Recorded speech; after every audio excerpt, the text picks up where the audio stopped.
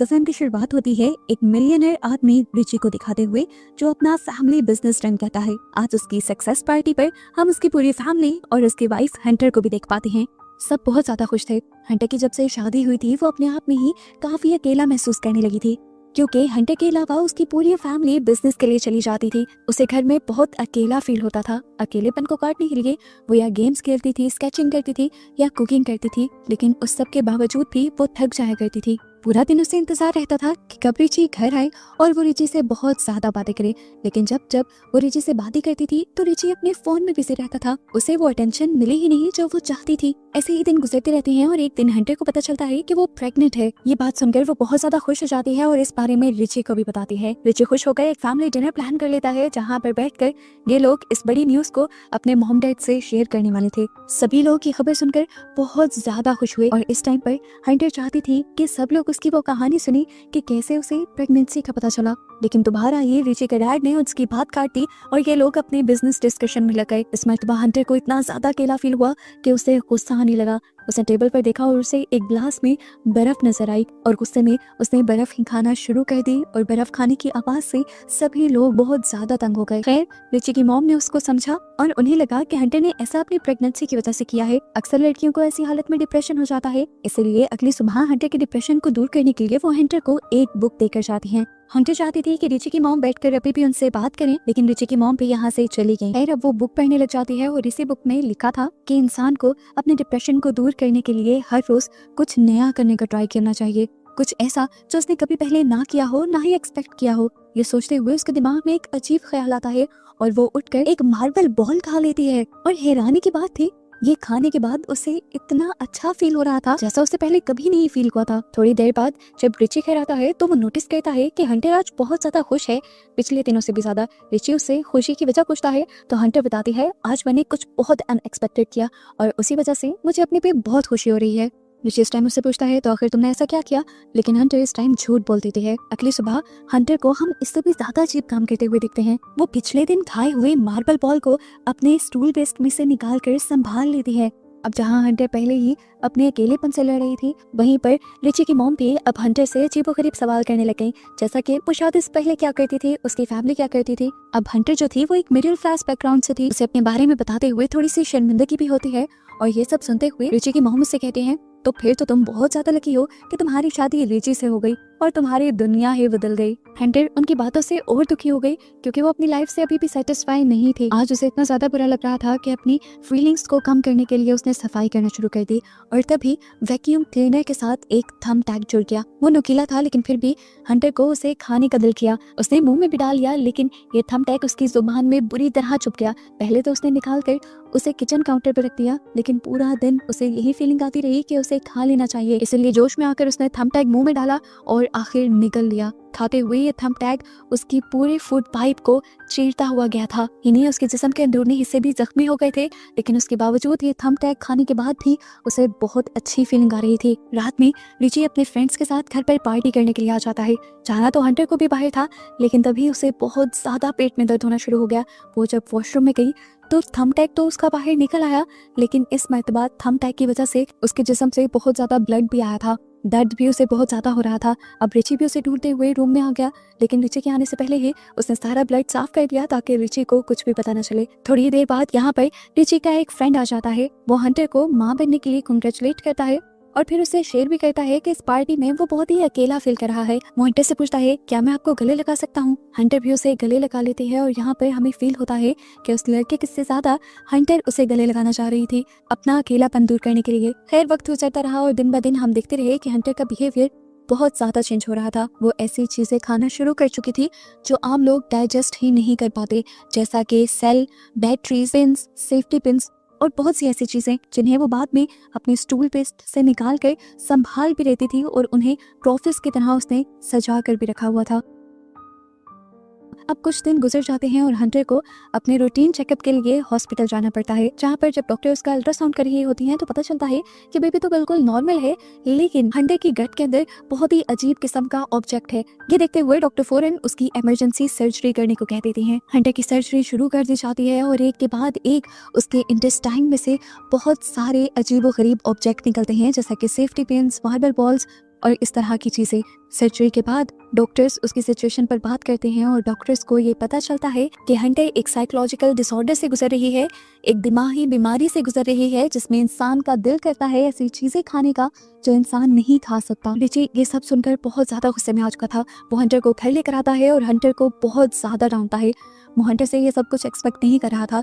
वो अब अपने रूम में से ऐसी सारी चीजें उठा लेता है जिनको खाया जा सकता था, लेकिन वो नहीं जानता था कि हंटर तो कुछ भी खा सकते हैं। खैर, रिची जितना परेशान था, रिची के डैड उससे भी ज्यादा परेशान थे, क्योंकि उन्हें रिची के बेबी की टेंशन थी। इसीलिए वो हंटर के लिए फौरन ही एक बहुत बड़े साइकियाट्रिस्ट को बुक कर लेते हैं। बातें करते हुए ये साइकियाट्रिस्ट हंटर से पूछती है कि तुम्हें क्या मिलता है ये सब कुछ खाकर। वो बताती है कि जब मैं ऐसी चीजों को अपने मुंह में रखती हूँ तो मुझे उनकी फीलिंग बहुत अच्छी लगती है, इन चीज़ों के टेक्सचर्स बहुत अच्छे लगते हैं अपने मुंह में। यहाँ पर साइकियाट्रिस्ट को अंदाजा हो जाता है कि उसने ये सब कुछ खाना अभी भी नहीं छोड़ा। कि बात वो रिची को बता देती है और रिची अब हंटर के लिए एक बॉडीगार्ड हायर कर लेता है जो 24 घंटे उसके साथ रहने वाला था, उस पर नजर रखने वाला था, ताकि हंटर कुछ ऊट पटांग ना खा ले। और इस बॉडीगार्ड के आने से हंटर और भी ज्यादा फ्रस्ट्रेट हो जाती है, गुस्से में आ जाती है। यहाँ पर हम देखते हैं कि गार्ड को भी हंटर की ये सारी हरकतें पसंद नहीं आ रही थी। वो हंटर से अजीब सा नाराज और उखड़ा उखड़ा रहता था, क्योंकि उसकी एक अपनी सोच थी।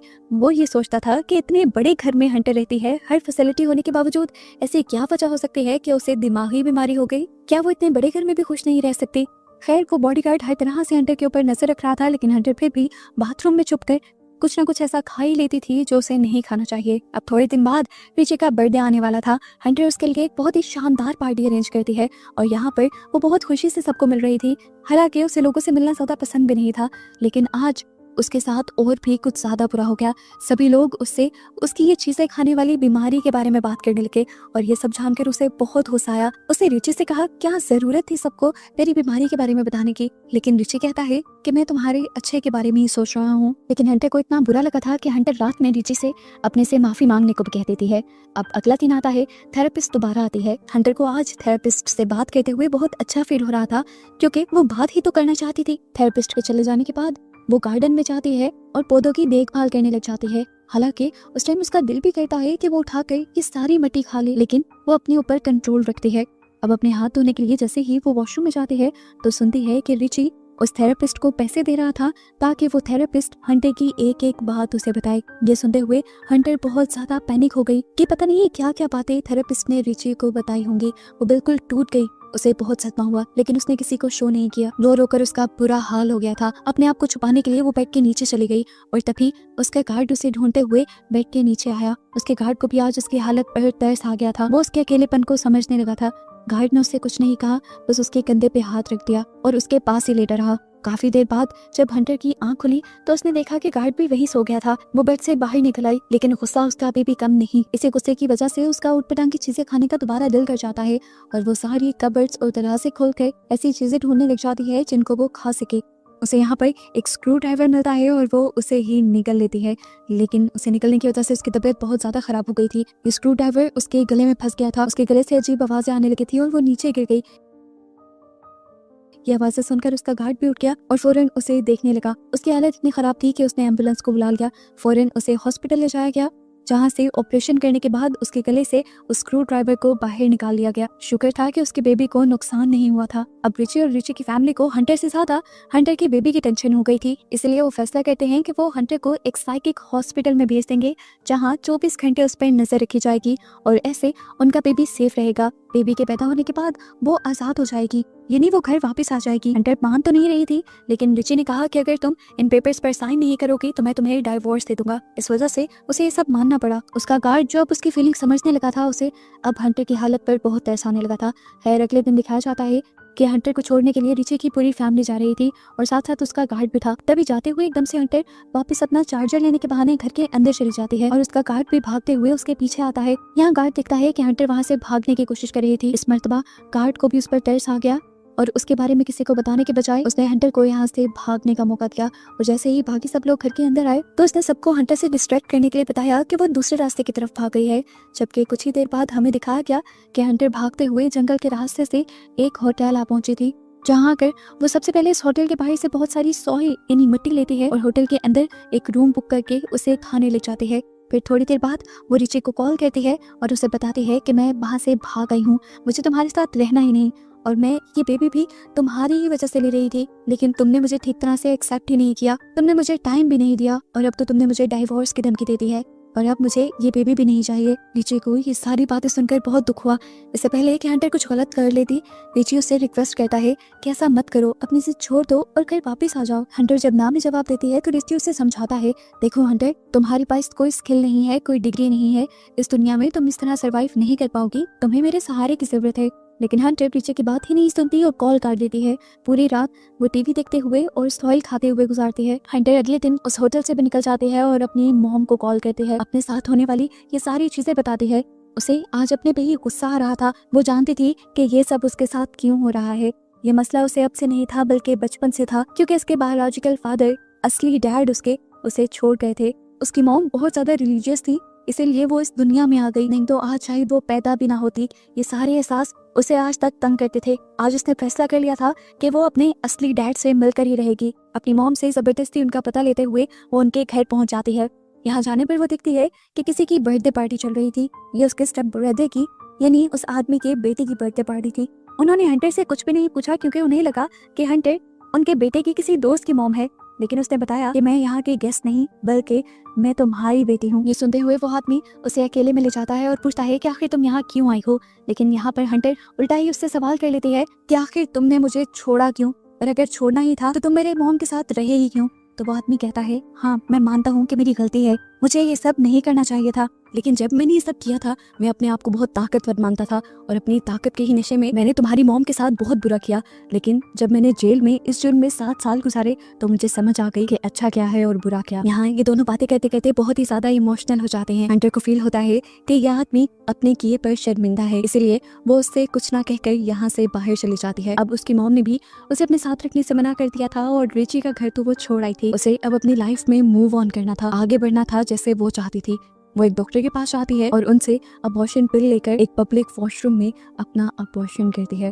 वो जानती थी वो जो कर रही है ठीक कर रही है, अभी तो वो अपनी जिम्मेदारी भी उठाने के काबिल नहीं थी, तो वो एक बच्चे की जिंदगी अपनी ही तरह खराब नहीं कर सकती थी। अपने डैड से बात करने के बाद उसकी सोच में काफी तब्दीली आई थी और अब वो एक नई लाइफ जीने के लिए तैयार थी और बस हंटर को ये दिखाते हुए उसकी ये कहानी खत्म हो जाती है।